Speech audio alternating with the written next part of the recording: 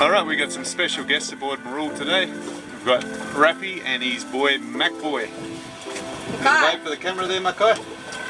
Hey guys, how you going? So this is just the start of the day. We're going to go up and see a bit of a waterfall after this, but we're just trying to do a small bit to repay the generosity that Rappy's shown us here while we've been in town. So shashika breakfast. Yeah, look, Makai's even eating it. Woohoo! Let's do it. Oh, it's so delicious. Very good. Thanks, Pascal. I've got a tea today.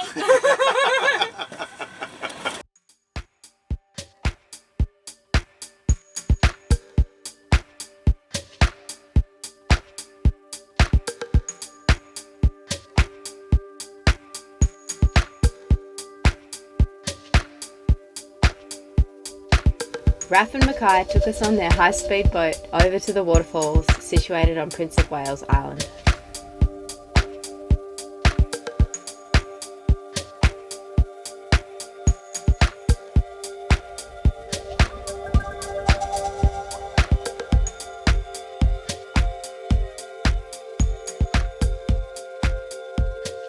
It's been a while since we've had any fun in the freshwater. It's all been saltwater for a long time since we left Kimberley, so sort of excited about this one.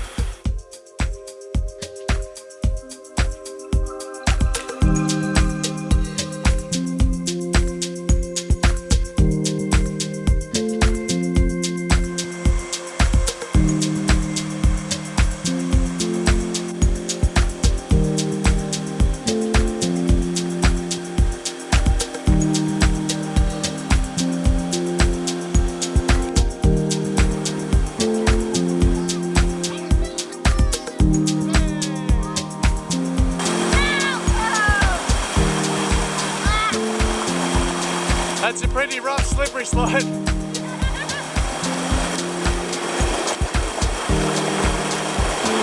Well, there we go, I've been replaced. Pascal's found another fella to go exploring waterfalls with. Women, they're fickle.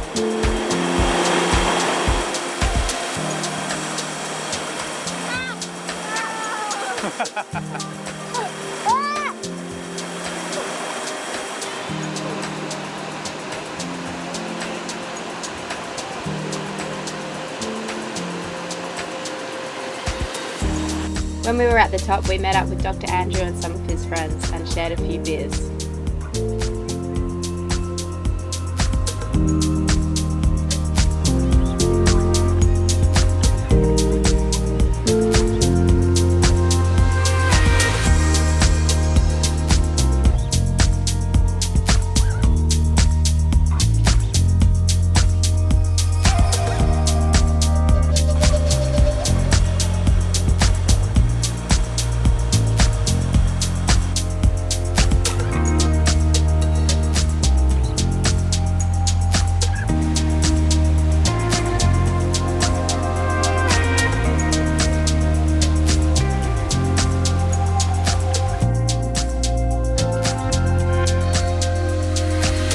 That is good people. Nice to get in I'm a done. waterfall. I am done. I've got beer and food. I'm wrecked. I'm really tired again, like yesterday. I could do with some popcorn. Well, for today's adventure, I was just doing a routine oil change and I noticed that there was a stack of new oil in the engine. Engines don't make oil ordinarily, so something was wrong. I sat down, scratched my head, gave it a bit of a thought, and I immediately came to the conclusion that maybe a faulty injector was leaking into the cylinder. So I just immediately went for the worst case scenario. But after a bit of thought, I thought, and I usually do this, I sat down, had a cup of tea, and I thought, well, what's the easiest thing I can check first? And the easiest thing that I could check first was the fuel lift pump. Okay, so fuel tank goes down a hose to a little diaphragm pump, and that just transfers fuel from the tank to the injector lift pump, which is a high pressure pump, and then it goes to the injector. So until it gets to the fuel injection pump, it's still a relatively low pressure system, and it's easy to just pull off and just test it. And the way I tested it was leaving the fuel lines connected, pulling the fuel injection pump, and then just testing the fuel. And the way I tested it was leaving the fuel lines connected, pulling the fuel injection pump, and then just testing the fuel. And the way I tested it was leaving the fuel lines connected, pulling the fuel injection pump, and then just testing the fuel. And the way I tested it was leaving the fuel lines connected, pulling the fuel injection pump, and then just testing the fuel. pulled the diaphragm pump off the engine, and it's got a little lever, and that follows a cam inside, and it rocks it. So I just pulled it off and rocked it, and I held a little bit of this blue rag on a roll, this absorbent paper under it, and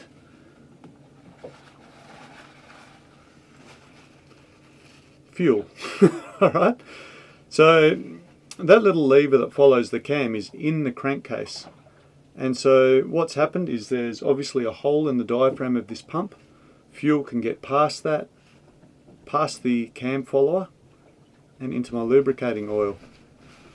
Fuel in your lubricating oil is a big deal because there's a fair bit of complex chemistry that goes into modern diesel oils, and if you just go diluting them with diesel, that's just definitely not what they were meant to do. So they lose their shock absorption properties, and what I mean by that is when the cylinder crunches down, okay, there's a lot of forces in there within the engine, and without getting too complex, a little cushion of oil acts as a shock absorber between bearing surfaces. So that's happened. Less lubrication, it's thinner, it doesn't stick to parts and lubricate them. It's just a big problem. So what I might do is just run the fuel straight from the tank through the Roko directly to the second stage filter. I don't need a lift pump because gravity will do the job, but I do have to put the lift pump back in place, if nothing else just to stop engine oil from popping out the side of the crankcase there. Here's the thing that caused all the problems. If I'd never checked the oil level, I'd never know, would I? Bloody dipstick. There's a lesson for you. It's very, very easy. If you've got fuel dilution in your oil, just check your lift pump first. It's a simple one, it really is. Once again, we're off with Rafi, and he took us back to Prince of Wales to show us another spot that he really likes. Now here, one of the local youth coordinators had got some of the local boys, and they'd built this really great camp. And you could see from this door their love of carving. And I was also really taken by this barbecue. And it had these swing grills that you could swing over the fire or take off to serve, adjust the height, whatever you like, but it was real bush ingenuity.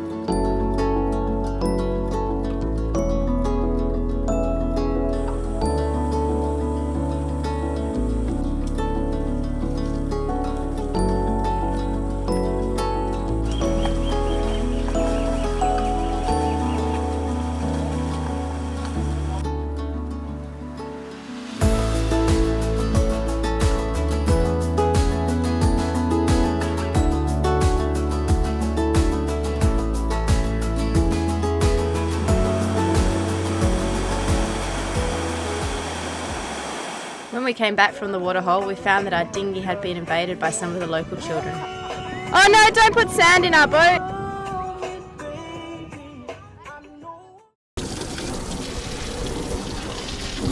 There we go, 10 kilos of sand washed out. Thanks to those little kids.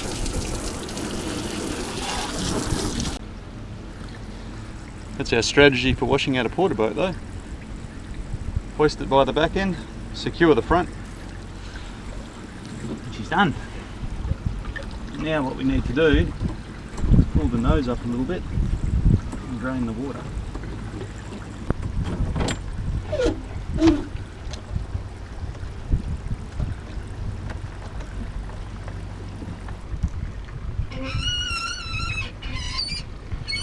So the key is to keep the nose out of the water while you're lowering.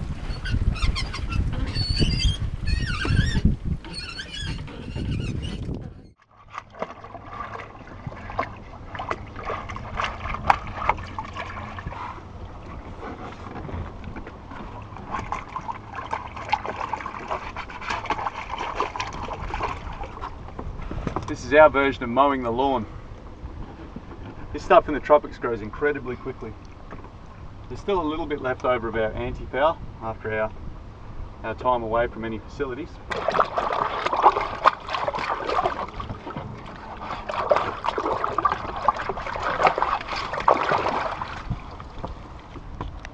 If you're wondering why I don't just jump in and do this, which would be easier, it's because there's crocodiles. The wind vane. I know, this is... It's like not that many weeks, is it? 2 weeks or something? It's not even 2 weeks. Like that was shiny, spotless. And I mean, normally we'd take it out of the water, but I just dropped it in because I thought we'd be going for a bit of a cruise. But yeah, that's that. Look at that. So a combination of lots of sunshine, 32-degree water, no holding it back. Again, we were off with Rafi to explore Goods Island, which is positioned at the entrance of the Prince of Wales Channel.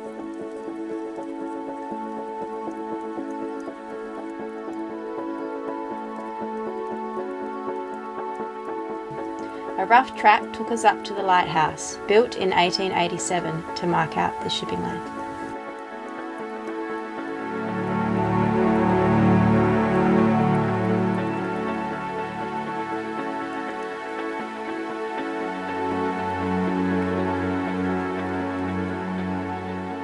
The Torres Strait has many World War II observation posts scattered around the islands, and here we are exploring one of them on Goods Island.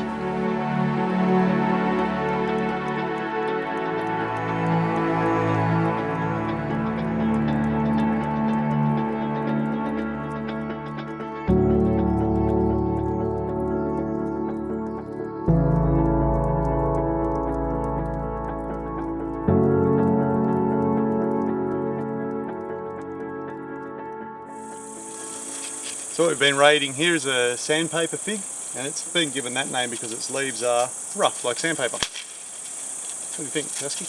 Good a feel. Oh yeah, real rough. Yeah. And of all the native Australian figs, these are probably the best ones, and particularly when they've got little blobs of sugary sap coming out the bottom of them. Like any fig though, you do have to be careful of any white sap that's coming off them, because that's a bit caustic. Yep, that'll make you really itchy. But you can use that to, like, if you've got warts and things like that, dab it on there. Anti-wart treatment, but Yeah, right. pretty rough. This leaf, it's already started to go, turning into a skeleton. Yeah, sandpaper pig. Rafi and Mackay like them.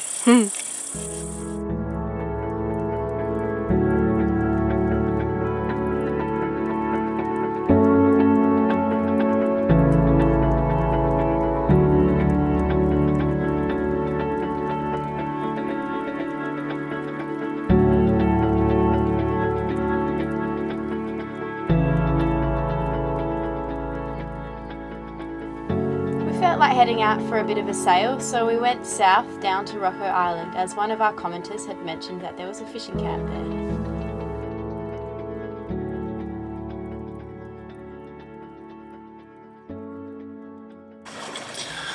Okay, up here in the Torres Straits, tidal streams are a big thing.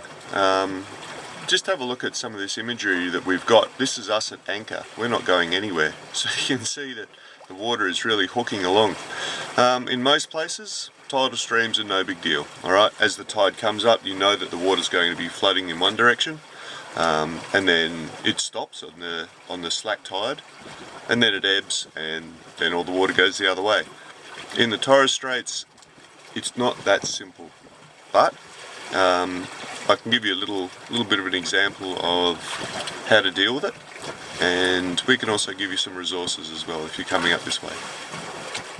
Okay, now for this discussion of the tidal streams of the Straits, I'm going to be taking some screenshots of my navigation computer, and we are using OpenCPN. If you've never heard of OpenCPN, this is your lucky day, because it's a free, open source, freely available, full-featured navigation program. Alright? If you look in the description for this video, we'll give you the links of where to find it for free. Did I say free enough? What else? And I've got a program put out by the Australian Hydrographic Service which shows tidal streams and tides. That's not free, but I can show you where to get the information from the Australian Bureau of Meteorology, and if you ever come up visiting here, that'll really help you along for free. So let's get into it. Now, to understand why the tidal streams in the Torres Straits are so unusual, we have to see that the tides are flooding west, and they're coming in here and they're being squeezed between Papua New Guinea and Australia. And if we zoom in, we can see that it's further complicated by lots of islands, and an enormous amount of reefs. Right, so the water's very congested, there's very complicated flows here, and that's why the tidal streams are a little bit divorced from the actual tidal movements themselves. So here we've zoomed in and it's a little bit cluttered. So on OpenCPN we can get rid of the lights, the light sectors, we can get rid of all the text there telling you where you are, and we'll get rid of those soundings as well. Alright, so this gives a clearer picture. This is mainland Australia, and this is the islands comprising the administrative part of the Torres Straits anyway. So if we go here and we click Object Query, it tells us that if we're in a great big tanker we're going to need a pilot. But more importantly, if we see down here, it's talking about strong tidal streams occur in many of the channels in the area. And it says the information can be found from the Australian National Tide Times. A little bit further down it also mentions the Endeavour Strait, and it says the streams commence and reach their maximum rate about 40 minutes later than where we're looking. I'll close that. So the Endeavour Strait is this body of water down here. So if you're coming around the top of Australia, all of this information has a bearing for you. We're recording this here at Possession Island. So if I click on the tidal marker, and we can see that for today's tides up here, they're pretty small, aren't they? 1.78. The maximum tide at high water is 2.91. So a little over 2 meters of movement. It's not a great deal. There's the curve. But now if we go over and have a look at the tidal streams that we're going to be using for Hammond Rock, and we'll see the reason for these really higher flows that we're experiencing here at the moment in these anchorages. To make sense of the tidal flows that I'm seeing here at Possession Island, the charts recommend that I look at Hammond Rock for the tidal stream predictions. So this is a paid product, and it's just a graphic representation here along the top of the tidal flows, and it's this information down here, and this is freely available, the Australian National Tide Tables. That information is available from the Bureau of Meteorology as well as the tide heights, and that's what I said. You can check out the description of the video and we've got the links there for you.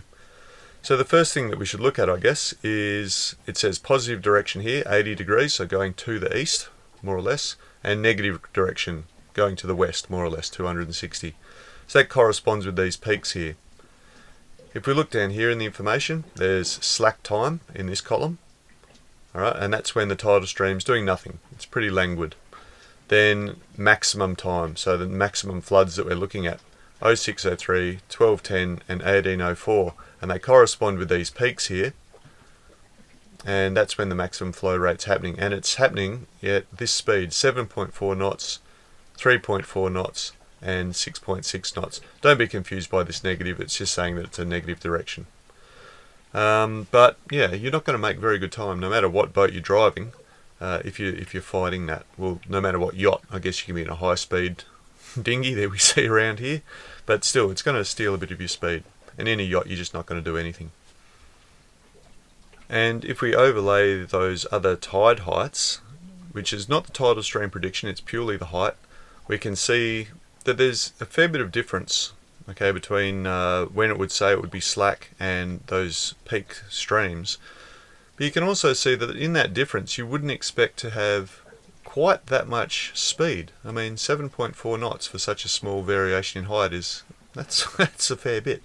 But if we look at that imagery that I shot, you can see that that's no exaggeration. It looks like we're moving through the water. So that's a discussion of the tidal streams, and that's here through the Torres Straits. So if you're sailing up the coast of Queensland, and this is from either direction, as you're coming up this way, all you need to know is that the tides, as they're flooding, are going to carry you this way, and as they ebb, they're going to push back this way, and vice versa. Okay, ebb this way, flood that way. Here in the Straits itself, and we'll just zoom in,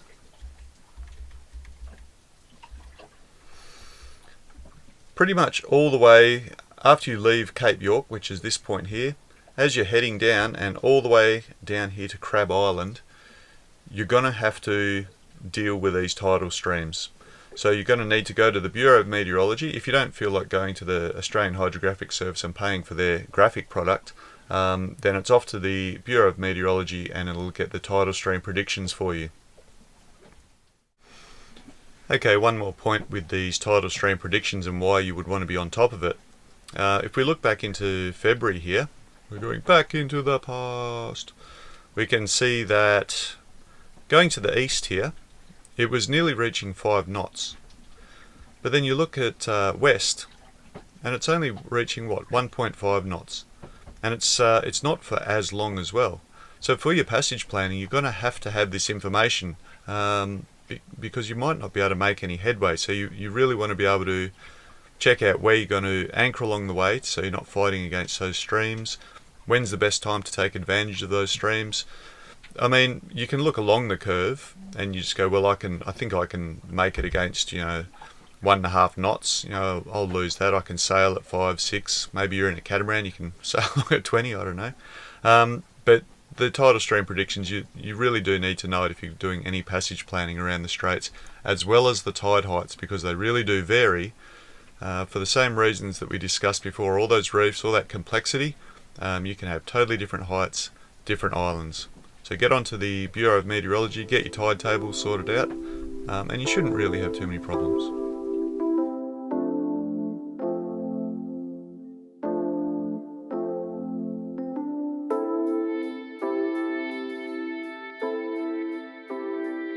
Well, we've made it to Roko Island, so we're just having a beer with the caretaker this morning.